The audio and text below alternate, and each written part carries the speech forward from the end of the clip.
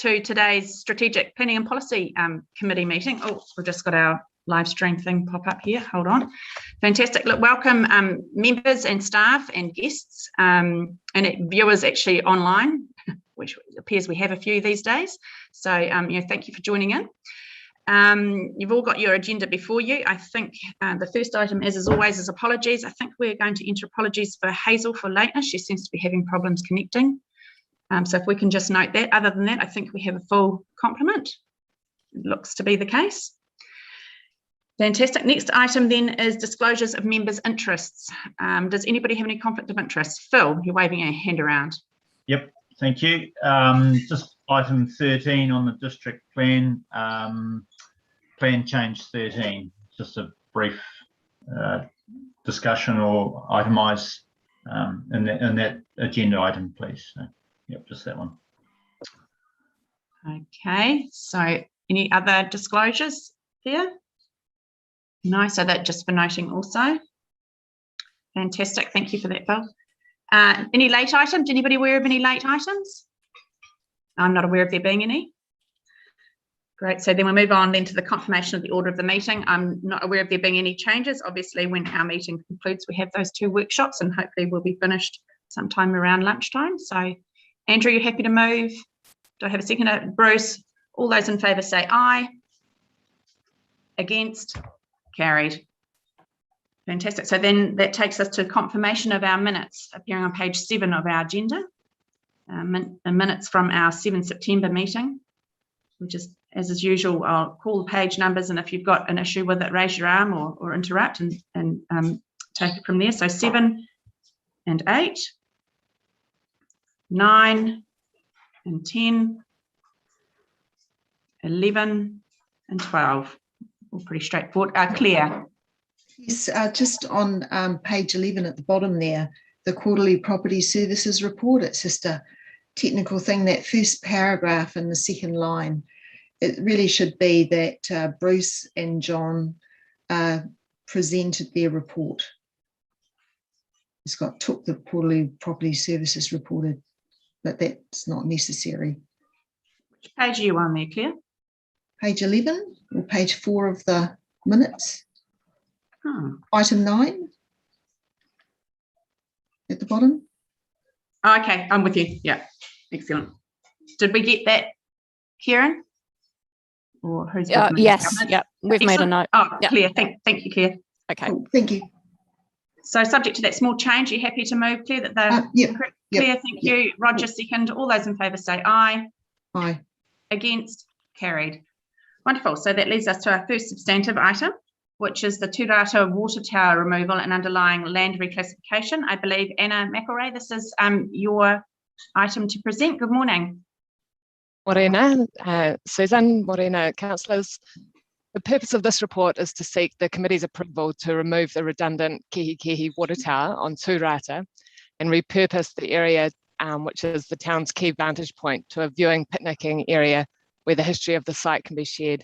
I'll take the report as read and only highlight some key points, and also talk to the recent correspondence from Angela Brown, who is the Secretary of the Police Cottage Temple House Trust, and also a discussion that I've recently had with Rachel Darmody from Heritage New Zealand. So back when I first started in 2019, a project was initiated by Council to start the enhancement of Tūrata's grazed area, to open it up for public access and to improve its amenity for the 2020 Land War commemorations. That included removal of the grazing and associated infrastructure, removal of pest plants, and improvements to the boundary fencing. As part of this work, we commissioned a visual structural assessment of the water tower to determine if we needed to temporarily fence it off to ensure public safety. The assessment, which is included in Appendix 2, confirmed we didn't need to. We then started to think about the long-term future of the tower. The tower was built in 1948 and commissioned in 1951. It's been redundant for some time. And while it does represent Kihikihi's first town water supply, Rachel Darmody from Heritage New Zealand confirmed it wouldn't be protected under heritage legislation. She noted that, as we've set out in the report, we will need to follow that standard process of working with archaeologists on the methodology and to apply for a Heritage New Zealand authority if there is ground disturbance as part of that removal. The reserve management plan, which was adopted in 2013, clearly sets the intention to remove the tower. Staff are aware of mixed views in the community about this through discussions with the Police Cottage Temple Trust and the recent LTP process. In light of this, Community Services reviewed 3 options and they are set out in Appendix 1. We've concluded that the management plan is still an operative document and that the high immediate costs of removing the tower are offset by the creation of a destination that will provide panoramic views of Kihikihi out to the Bypa's maunga, and also give us the opportunity to share the history of the area. It will also remove a redundant asset, which in the long term may present quite significant costs to retain in situ. The Waters team are supportive of this position that we've reached and have agreed to fund the removal of the tower. The Te Awamutu Community Board and Kihikihi Ratepayers and Residents Association are supportive of this option, as are mana whenua. The Police Cottage Temple House Trust, however, are not, and they've communicated that many of the Main Street business owners that they've contacted are also not. The Trust want the tower retained and are supportive of the Lions Club's proposal to pay for a mural on the tower. Angela advised me just this last Sunday that last Friday the Trust held a meeting that was very well attended by the Bowling Club, the Lions Club, the Cottage House, the Police House Temple Cottage Charitable Trust members, and also some Kihikihi business operators. The meeting attendees agreed to request that Council not make a decision yet on the tower's future until a public meeting in Kihikihi could be held. We've considered that request and we still feel that given the management plan is still an operative document, this was prepared following 2 rounds of public consultation, and that there's sufficient information for Council to make a decision on this process, on this project. So I'll finish there and happily respond to any questions. Yeah, thanks for that, Anna. Does anybody have a question for Anna in respect of this? Marcus, then Bruce and Claire. Yeah, it's a great report. Thank you, Anna. And I think it does reflect what the community of Kihikihi wants. Yeah, as Dad said, he remembers it being built and stuff, and it's just a concrete tower that doesn't really add value to the reserve. So we can use that space more efficiently. Thanks, Marcus. Bruce. Anna, just on page 15 of our agenda, or 3 of your report, right at the last paragraph, I'm in the wrong business of 2 picnic tables and signage cost 17,000. I'd hope it'd be half that, but could you elaborate on that or confirm that it's not going to hopefully be that much? I worked with the project delivery team who provided that cost estimate, I guess, as well as buying the seats and getting the signs made. It includes working with the archaeologists to prepare the authority and then apply for the authority, and also then the actual cost of the installation itself, including potentially a little bit of landscape planting. So it's probably a overestimate, I would say. Okay, here's hoping. Those were my thoughts too, exactly. Actually, Bruce, a big exclamation mark next to the 17 grand. Wrong business yet again. Right, Claire. Yeah, thanks, Anna. I'm just a little bit uncomfortable with proceeding with removal while we're just finalising, the Kihikihi urban development plan as well, which I actually see as related, and I'm wondering whether or not this building, the water tower, whatever, just came up in discussions with the urban development plan as well, because I appreciate you taking the stance that the management plan for the Tūrata Reserve provides, removing the tower isn't contrary to that management plan, but that was, adopted in 2013, which is quite a long time ago, actually. And given that you've had feedback from the community that there are some that want to put the brakes on for a while about what was done with it. Yeah, I'm just a bit uncomfortable with going ahead with it right now. So have you got any feedback on the Kihikihi urban development plan? Thanks, Claire, for those comments. I did touch base with Justine, and obviously the plan's coming up to you later on in this meeting. There wasn't any specific feedback received about the water tower. What the plan does say about Tūrata is that we will develop it in the short term to enable community use and the sharing of Kihikihi's history. So we definitely think that what we're proposing is aligned to the plan. Yeah. And Hazel. yeah, I agree with that. This is not. It has been well canvassed through the Kihikihi area by the Kihikihi Residents and Ratepayers Group. And I was having a chat to Peter the other day. Also having a chat to Bill from the iwi, what were their thoughts, and they definitely would like it gone so we can proceed to get the Tūrata Reserve tidied up and made a much more acceptable entranceway into our little village. And I also recall that years ago it was doomed for destruction anyway when the first assessment of earthquakes came out. And then you may remember that later they reduced those earthquake requirement, the rules that they'd set out about it. So therefore that because the water tower was to go under those, I'll just get rid of this. Sorry, but yes, it has been well canvassed throughout the community, and the majority of people want it gone. Iwi would like it to go so we can make a lovely development up there. So I agree with Marcus. Thanks, Hazel. Anybody else have any questions or comments for Anna? No further questions. Look, I understand and acknowledge your reservations, Claire, but I do think that this issue has been canvassed and aired a considerable amount. Yeah, I was pleased to actually get Hazel's feedback, because I'm sure she knows exactly what's happening in the Kihikihi community. Thanks, Claire. Yeah. So that being said, we have a recommendation there appearing on page 14 of our agenda to receive Anna's report and to approve the removal of the tower and repurposing of that area for recreational purposes. Hazel, are you happy to move? Do I have somebody who's happy to second that? Marcus, you'll second it? Okay, all those in favour say aye. Aye. Aye. Against? Carried. Great. Thank you very much, Anna, for your report.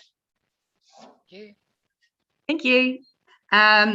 Leading on then to our next item, which is a report in regards to our arts policy, a peculiar position we're in here on this one. But Anne, good morning. How are you? Madam Good, Chair. thank you. Yes, that's good. And Graham, yes, did you have something? Before we start, the Cambridge councillors have got a gripe with this. We don't want to discuss this today because this has not gone before the Cambridge Community Board. This is an integral part of our town, and the Community Board needs to be aware of what this is and what we're doing, and they need to have a say.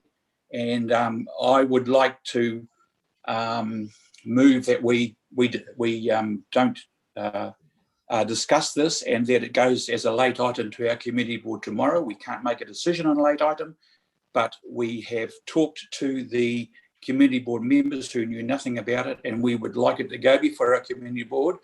The same as the Tūrata reservoir went to the Te Amutu Community Board for approval and sign off, please. Can I have some other Cambridge councillors that are aware of this, please? Roger, you're waving your hand around. Yeah, no, I just agree with Graham. I think it should go to the community board first before it comes to us. Madam Chair, I don't think there's anything deliberate. I think there's just a little bit of an oversight here, but we would love to be involved. The board should be involved. We're very passionate about this sort of thing. Okay. So from Liz, you wanted to add something. Yeah, look, I just want to support that as well. I guess there were quite a few questions I had that weren't in the report about the artist, and I guess I would like some comfort, from the community board that they're happy with, all the plan that's in place. That's all. Okay, Alwyn. Yes, I would agree with all those comments. They definitely need to be to the board first. Okay. And you're nodding your head too, Mike. Okay, so how do we deal with this then, governance crew, from a procedural point of view? We've had the agenda confirmed. how do we proceed from rules kind of perspective in terms of this item? Is somebody able to assist me there? Something to lie on the table. Potentially, yes, exactly, Roger. That was my first thought too, that we just leave this to lie on the table, and then obviously it will be mentioned in the minutes that would be taken to the community board, Cambridge Community Board, for discussion, and then brought back at a later date for council to discuss. Okay. Fantastic. Also move that the matter lie on the table, Madam Chair. You move that, Roger. Do I have a second? Graham seconds that. All those in favour say aye. Aye. Against? Carried. Thanks very much for that. Short and sweet, Anne. You didn't even get out of the blocks. We'll see you again another time. Thanks, Susan. Fantastic. Thank you, Susan. Appreciate that. No, that's good.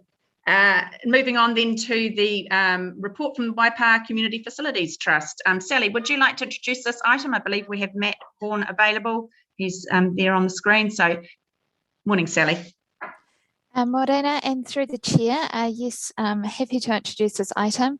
We do have Matt Horn online. So this is Matt's end of financial year report and his 6-monthly report to us in terms of how Bypa Community Facility Trusts are progressing. So I'd like to hand over to Matt. I understand Matt has a presentation that he will be sharing as well to work through that presentation. So welcome, Matt, and over to you. Good morning, everybody. Thank you for the opportunity to report to everyone. Merv sends in his apologies. Unfortunately, he's under a medical event, so operation he's been waiting for a long time. So he's finally got under there. So he sends his apologies for that. So I'm going to present our 6-monthly 2020-2021 report and how we tracked non-financially and financially for this report. Hopefully everyone can see the screen. Please tell me if they can't. No. No, we can't see it, Matt. One moment. Let's try it now. That's looking more promising. Yep. Yeah, we can see it now. Is that better? Yep, excellent. Cool. Excellent. So yeah, obviously the executive summary, we're going to talk about the non-financial and the financial report. First one, total visitors. Obviously we're up last year. The previous year had a major COVID impact. And we had 6 weeks worth of the Cambridge pool opening, or the new Perry Aquatic Centre opening in the last of the financial year, which was about just over 21,000 people. So that contributed to it. So obviously our busiest year, but not really a full indication of both facilities operating. This is the event centre only, total visitors. So we're roughly, obviously, if we look at, I've done 3 years worth COVID impact, and we're roughly the year before the same. So, which is kind of nice because we also had some impact of visitors. They obviously would go to the Perry Aquatic Centre as well. So we've seen those numbers dwindle a little bit, and obviously COVID's had a lot of impact on our stadium side, so events and just regular community events. So tracking roughly about the year before COVID entered. The pools, so the Livingstone Aquatics at TA Event Centre, roughly the previous year before those impacts. So we're tracking around the same. Stadium, obviously the last 2 years, COVID's had a major impact, and then so our challenges are around that and gatherings and social distancing, and I've had a number of events impacted as well. So it is frustrating in trying to get them back, but hopefully we won't be too long. And well, I'm in Hamilton, so I'm impacted at the moment. The Club Bypa, so we did quite well with Club Bypa, but that would also help some of the Cambridge people join the Club Bypa for the benefits that it gets for them. So tracking pretty well. Group fitness classes were obviously down slightly because once again COVID has an impact on those, and those are one of the first things to be cancelled due to physical distancing and hygiene and things like that. Period Aquatic Centre. So I did the final year that we were open for the season was a 4-month period, and you can see with the new facility in the 6 weeks comparison there. Obviously, that's 2017 and 18 year compared to the 6 weeks that we were open. So 4 months compared to the 6 weeks.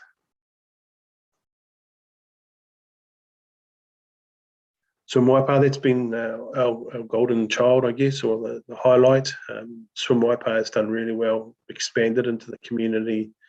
Our programs, we got quite a bit of funding, 30 or so thousand to run the Swim for Life and boat safety and those type of programs for the community schools. We put through 3,500, just under 3,500 through that schools program.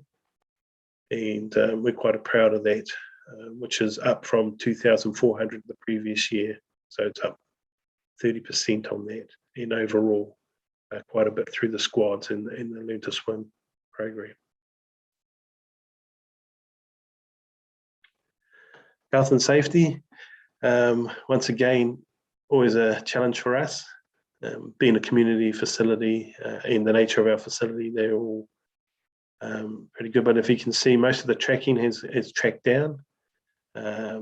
Contaminations are around the same as last year, with an extra 6 weeks from Cambridge being on and more people. So we're reasonably, proud of trying to keep them as low as possible and things like that. We had no notifiable event and 1 ambulance in that period of time.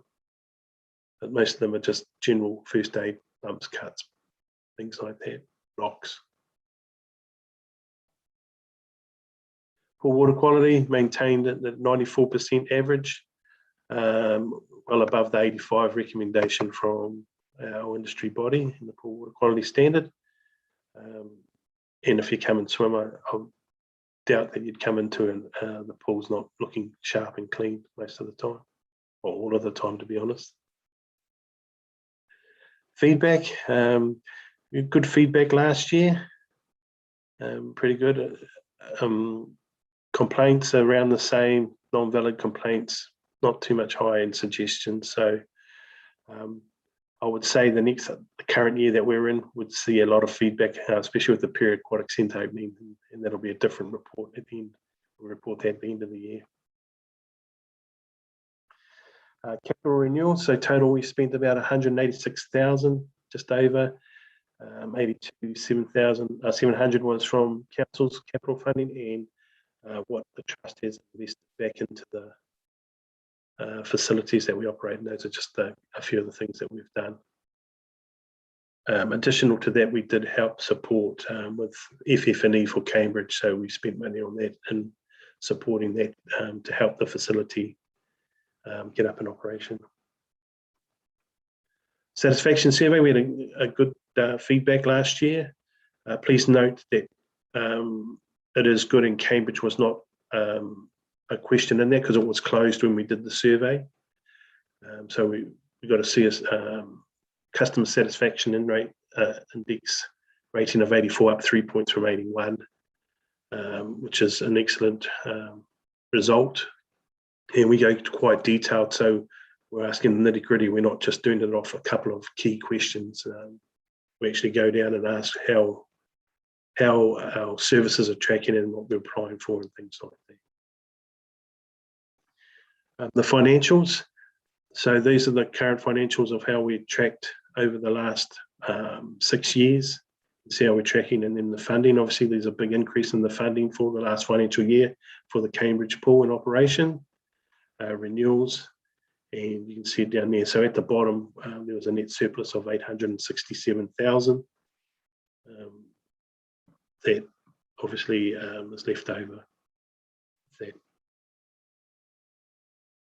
Merv normally reports on that, being the accountant, so he normally spins the wheels and can dazzle you with all the figures. And so Merv's little special report that he does every year. Everything in red is the previous financial year. 2019, 2020, you can see how we tracked. So every area it seems to be up. Obviously, even expenditure's up.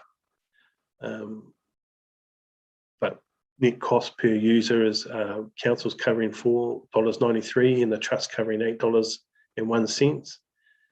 And then the annual cost to ratepayers so far for that financial year per ratepayer was $143.69. And then the equity of what we have, and then what that's giving back to the ratepayer of $78.94. And that's the end of my report. Questions? Oh, thank you, Matt. Look, yeah, once again, a very comprehensive report as always, and again, in a difficult year.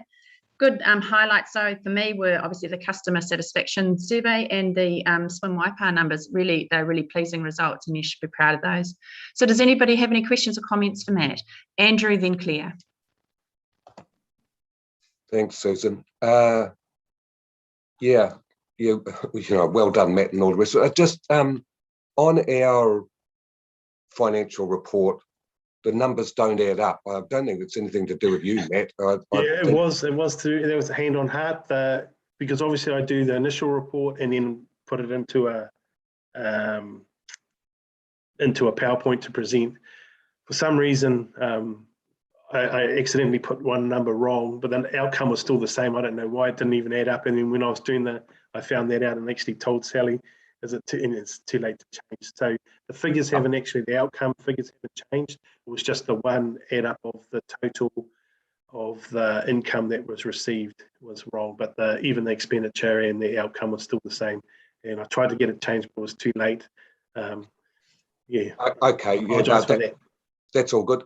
Can we have a copy of your PowerPoint report, because that's more comprehensive, and I'd just like to be able to have a zip through it.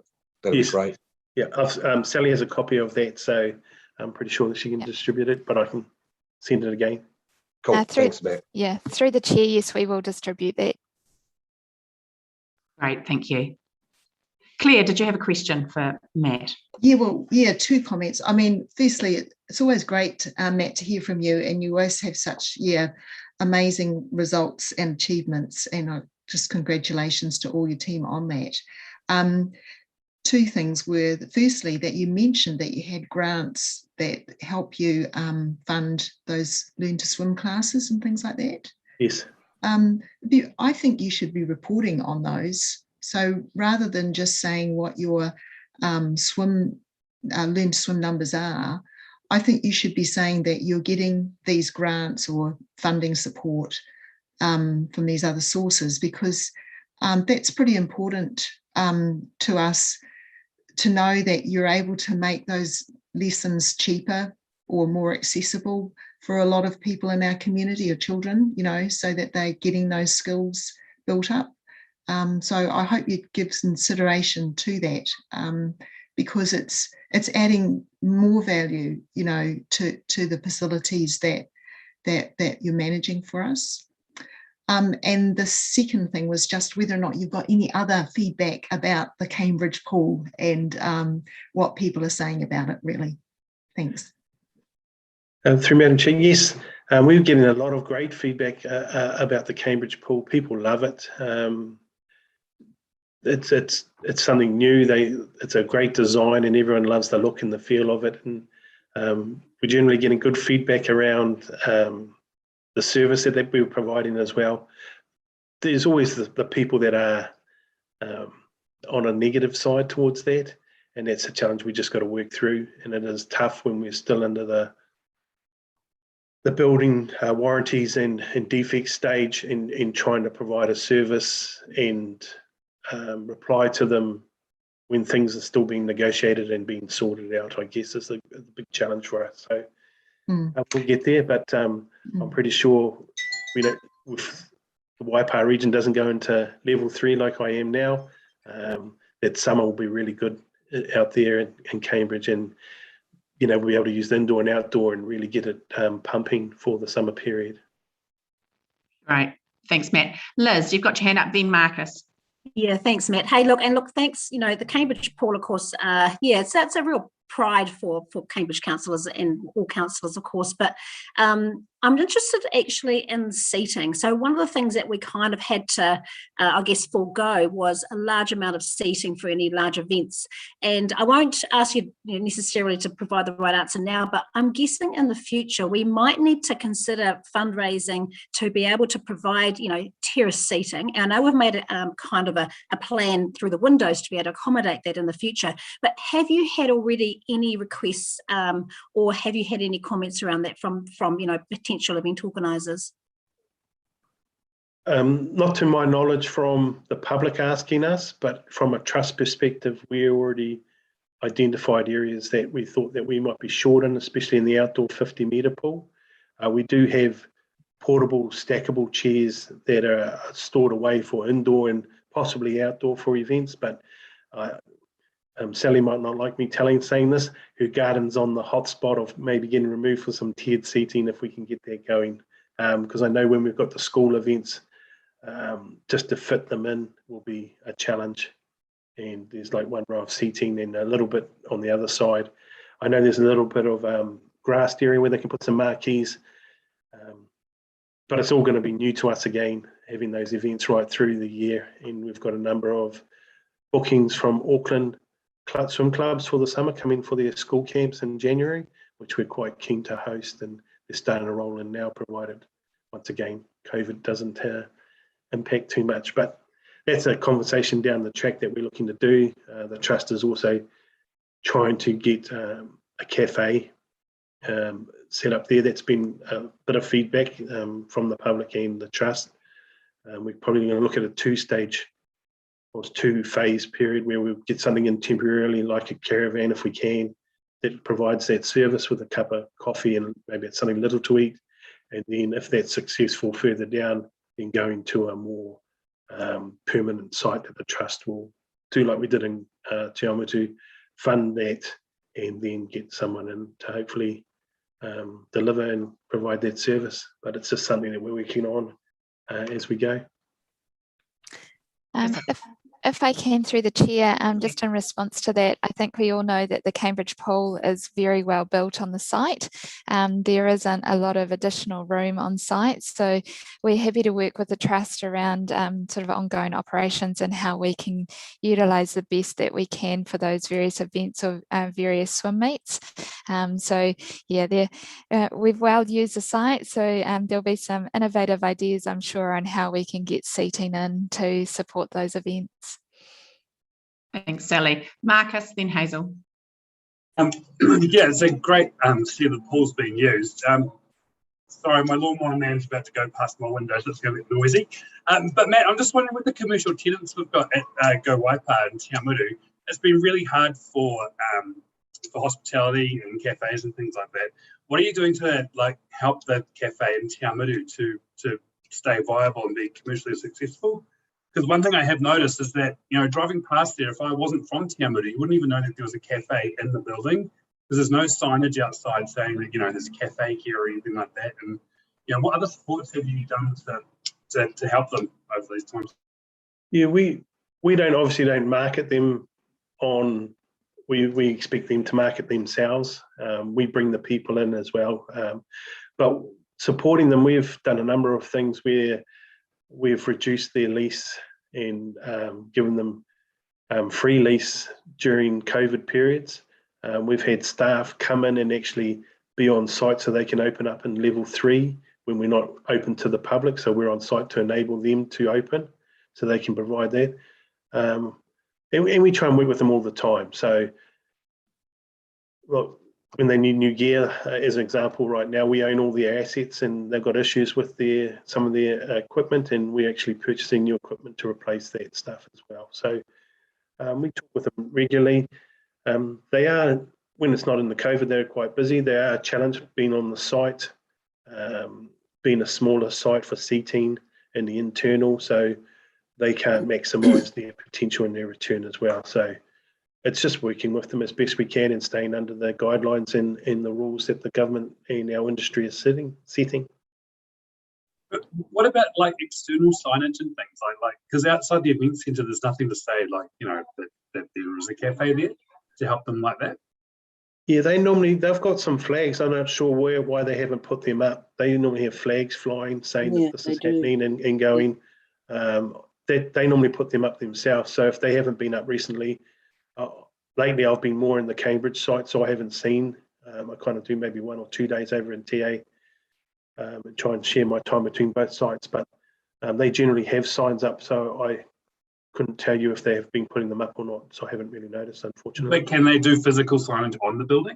Like, is there something on the building that they can put, like, you know, it's a cafe, like something permanent? Oh, of course. Like, and, you know, they had their signage up in the library. It was a library, but the event centre, it just says the event centre, and it doesn't, isn't clear. There's a commercial premise there. Of course, we allow them to do some sort of signage and just be in the theme and what we've done before. In making sure that there's clear signs and lines for people for safety wise. I think they originally wanted to put some that would block the vision to the pools. And while we encourage parents to look after their kids, sometimes they sneak away for coffee, and if they're having a coffee or something to eat, they can watch them through the window, which we don't encourage, but we didn't want that window blocked. But yeah, we would not hinder them from doing that, provided it was, you know, positive and meant everything that they wanted to do. Hazel, did you want to add something? Just quickly, Matt, another great report, and thanks very much. You know, it's been interesting watching since you took over the running of that of our complex, and of course I've watched my grandchildren learn to swim, and now representing their colleges in all swimming meets that they go to. When you were talking about the seating for the Cambridge pool, could you remember that grandparents and some disabled people actually quite like to come and watch, and that some seating be put aside so that we can do that? It's the only thing that, if I want to watch the swimming sports, for instance, I've got to climb up the steps and up onto the in Te Awamutu, up the steps and get up there, and it does preclude, just stops a lot of grandparents being able to enjoy watching their grandchildren swim, which is a great family thing. So yeah, just if you wouldn't mind keeping that in mind for the Cambridge complex, because I think there's a lot of retired people over there that'll probably get a great enjoyment out of coming and watching our youth swim. Yep, we'll definitely take that on board. Thanks, Matty. Good to see you, and all congratulations on such a successful. It's been an amazing ride, hasn't it?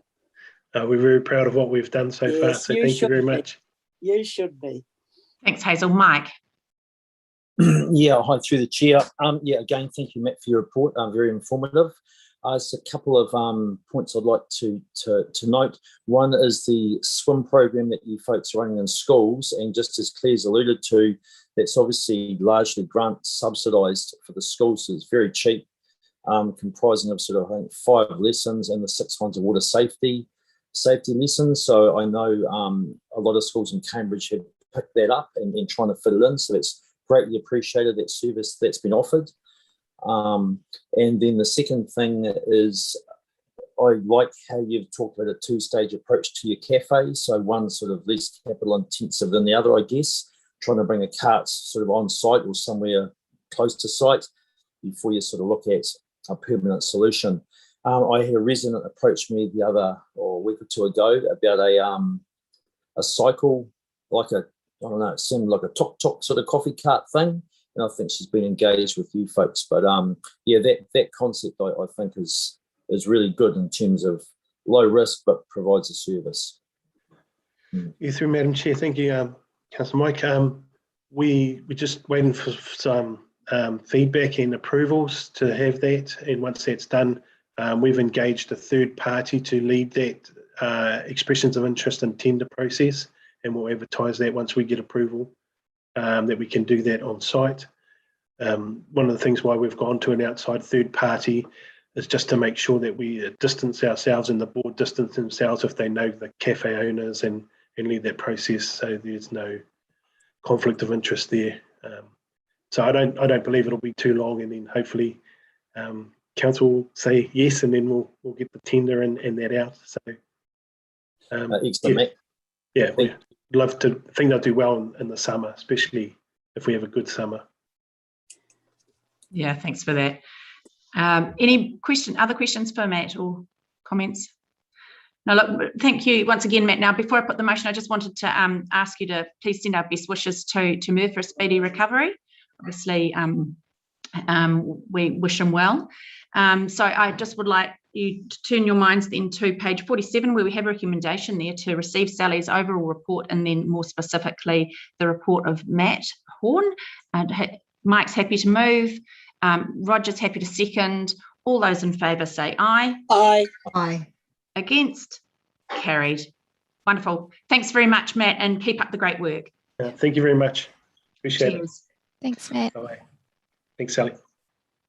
So that moves us on then to our next item, which is the Kihikihi Urban Development Plan adoption. And this morning we have Justine Kennedy, what I'm presenting, and I believe, Justine, it's your last day with us. So welcome for your final time. Yeah, and I was like, what? I can't not have one last hurrah with you all before I leave, before I defect, as someone has said to me. You've defected.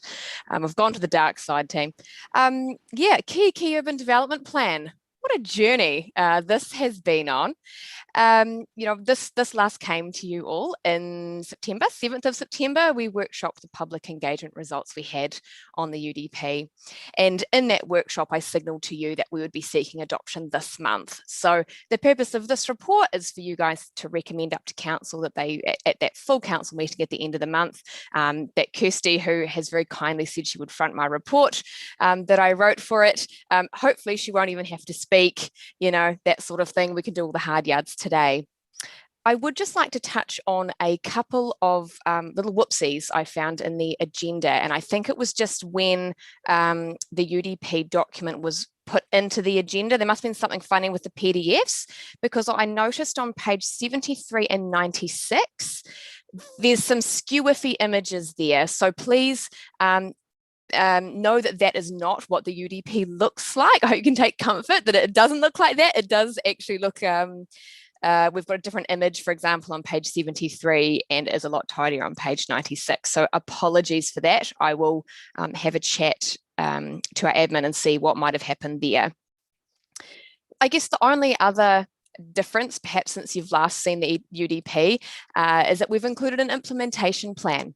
And I know we talked about this in the workshop, because we're really keen to see plans like this, that they don't just sit on a shelf and gather dust. We really want to make sure that communities like Kihikihi get to see some improvements happening. And so that's why we've divided our implementation plan up into projects that are underway. So it's really easy to go and see what we've already budgeted, what's already happening, what's coming through the pipeline sooner rather than later. Then we've got our short-term projects and our longer-term projects that's under that. So the projects that are identified in that short-term window in the UDP, they are actually already in the current LTP. So they're you could reasonably expect them to happen in sort of the next 3 to 5 years. Whereas those longer term projects are just sitting a little bit further away. There's obviously always an opportunity to bring those forward through an annual plan process. And we certainly popped a little footnote in the UDP about that for that community. But yeah, that's where things are sitting at the moment, I guess. And I would love to take the report as read and answer any questions you might have. Yeah, thank you, Justine. Hazel, I see you have your hand up. Of course, you would expect that. Hey, Justine, thank you very much. It's finally here, and I can assure you that the community of Kihikihi is waiting. And if the Sunday community meeting that we had at the Domain is another indication, my word, they are not only, they're ready to go to look at all of the progress. And I think we've got a great work party out in Kihikihi, those that rise to the occasion. Peter Fraser's ready to get his Kihikihi residents and ratepayers onto things, because and so we're just so excited and thrilled that we finally got here. And it was really good, Justine. Thank you very much for prioritising some things, because you know, the safety around the school, for instance, has been waiting for about 7 years. It's been recorded that long ago, how dangerous that was. So we're really pleased to see that you listened to the community, you've taken action, and thank you very much. And it would be my pleasure to move that the recommendations. Thank you. Thanks, Hazel. Does anybody else have any questions or comments for Justine in respect of this matter? No, I guess I just want to echo perhaps Hazel's comments there. I attended the Cambridge Community Connect Day 2 on Sunday, and there was a very resounding thumbs up and feeling of support for this plan. There was, however, a word of hesitance or concern that perhaps there might be a lot of document writing and perhaps not a lot of action. So I guess we need to make sure that we actually follow through, and I'm really pleased to see we have an implementation plan there. I'll probably go so far as to say there was a suggestion that there would be a little bit of a loss of confidence in the process if we actually weren't able to produce results pursuant to this plan in a time frame that was kind of meaningful and effective. So yeah, great work. I really look forward to seeing some of the projects roll out in a timely manner for this community in due course. So Hazel, you're happy to move. I'm happy to second. Assuming there's no further discussion on this subject. So all those in favour say aye. Aye. Aye. Against? Carried. Fantastic. Thanks very much, Justine and Kirsty. Great work. Thank you. Hey, just also thank you, Justin, for all the work that you've done on behalf of all of us. Okay, so best wishes in your next position, which looks exciting, but you've been an absolute star as a reasonably new councillor. So thank you very much. Oh, thank you very much. I've loved working with you all. And ditto too from me, Justine. You were a bubbly, happy, you were just such a fantastic person to work with. We're going to miss you. Thank you, Councillor Barnes. Justine, all the best from me. I enjoyed when you came to service delivery, your bubbly and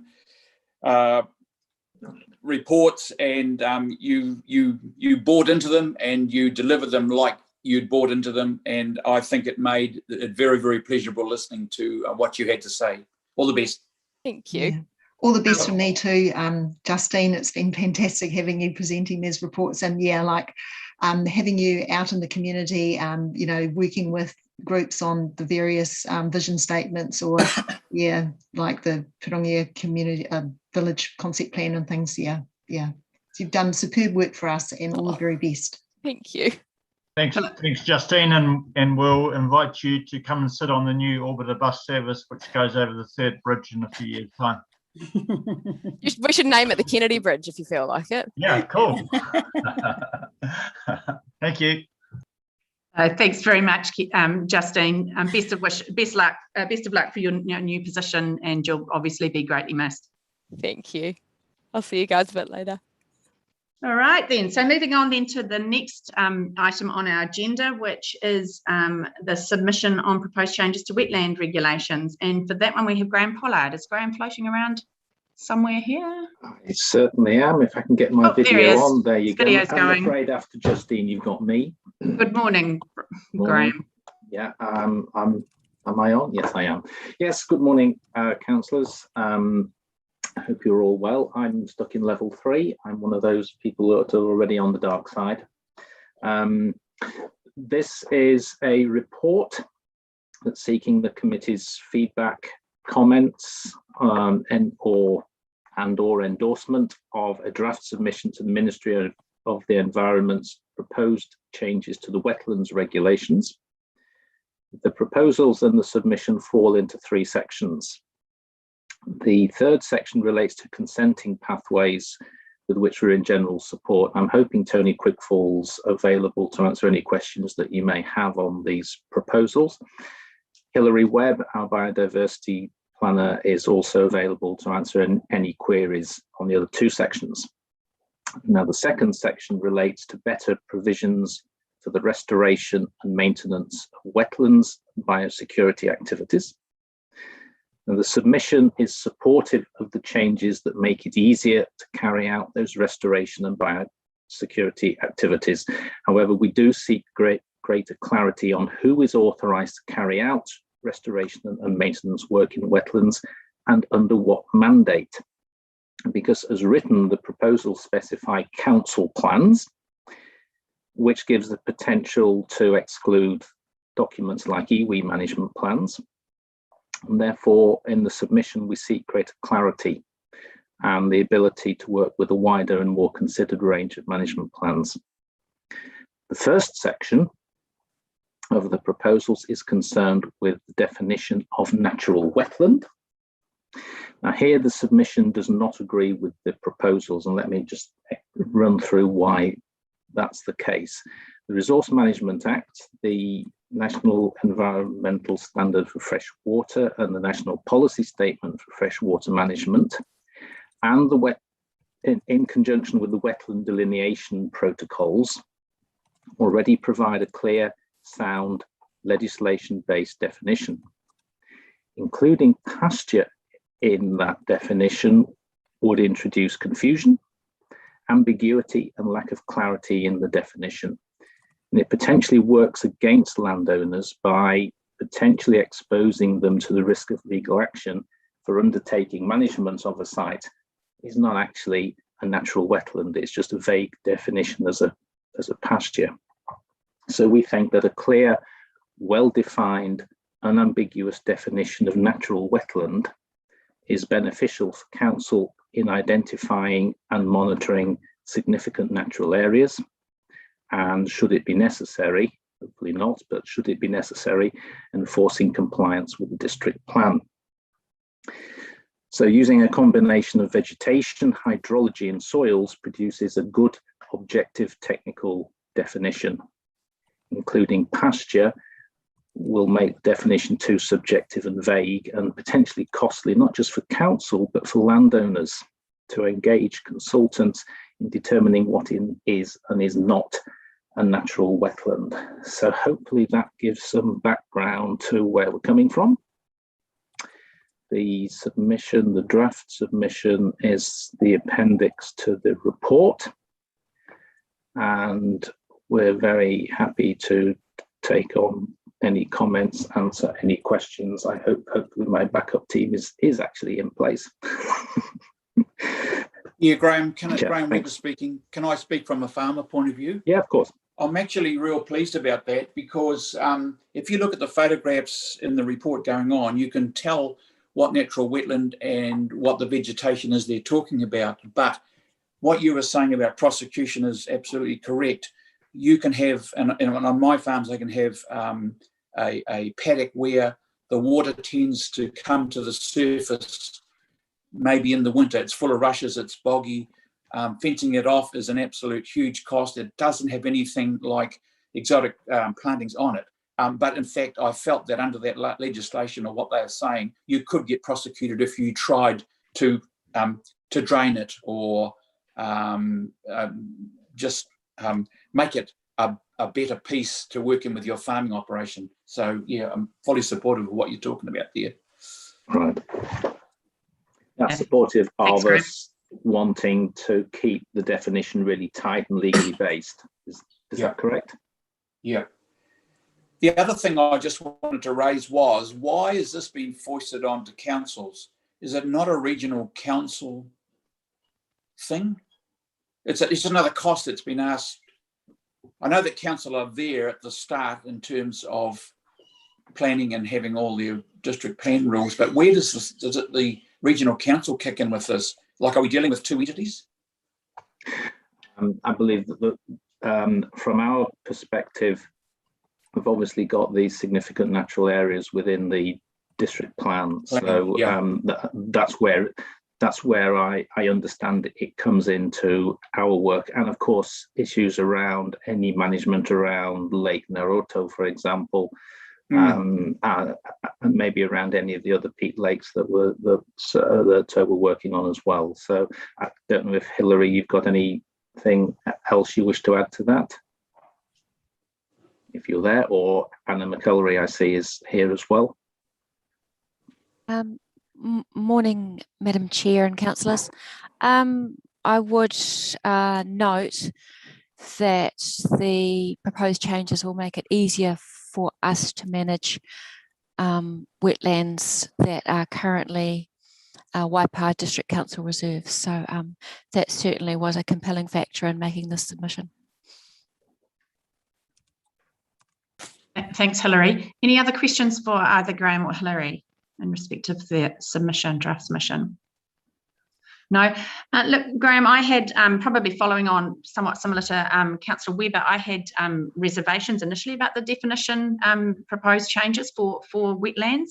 But I take it from what your explanation is that you've actually, your tighter and more legalised or legalistic definition is more permissive in terms of, would that be right? More permissive in terms of private landowners who have wetlands? I think what we're wanting to do is to make it clearer for everybody.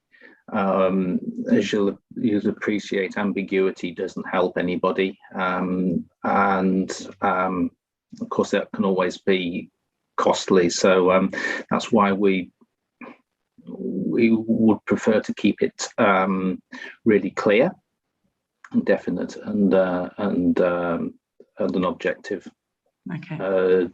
definition. What I can do, if the committee would prefer, would be to just make that clearer in the submission as to what we're actually saying.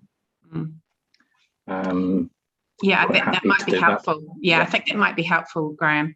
The other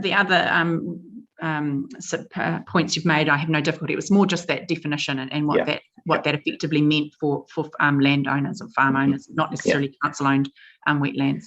Yeah, so it's not just about protecting ourselves; it's protecting landowners as well. Yeah, excellent. No, that's great.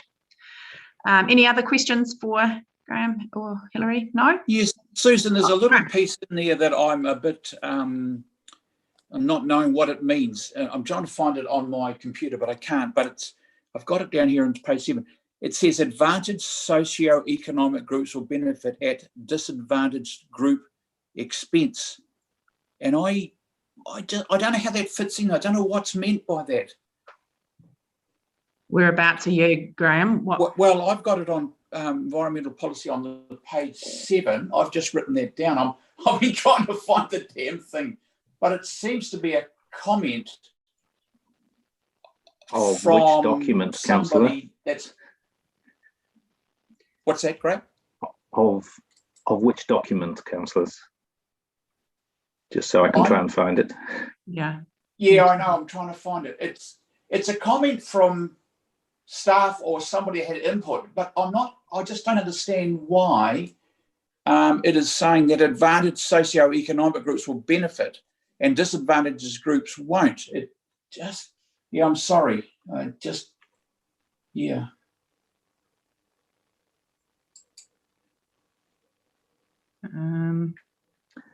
trying to find it too, because it vaguely rings a bell for me too.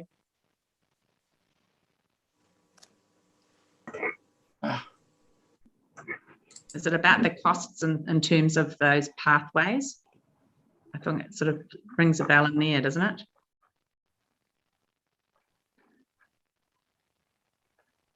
No. It's not something I can see in our draft submission, whether it's something in the paperwork that was put out with the proposals. Yeah. It looks as if we haven't commented on it, whatever it means.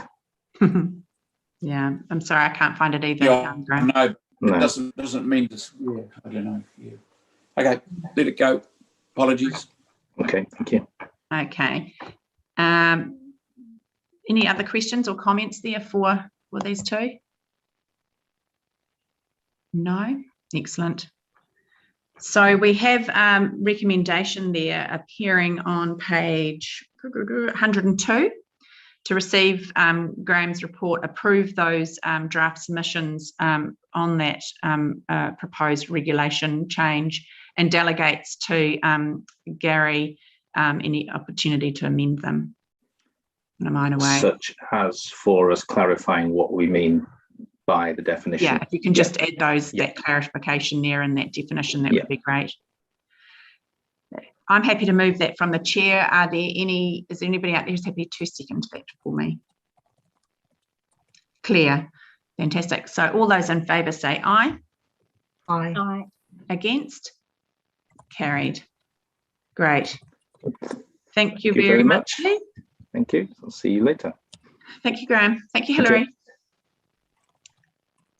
So now we move to a resolution to exclude the public. I have a resolution there on page 129. Somebody happy to move that one for me? Mike, and seconded by Andrew. All those in favour say aye.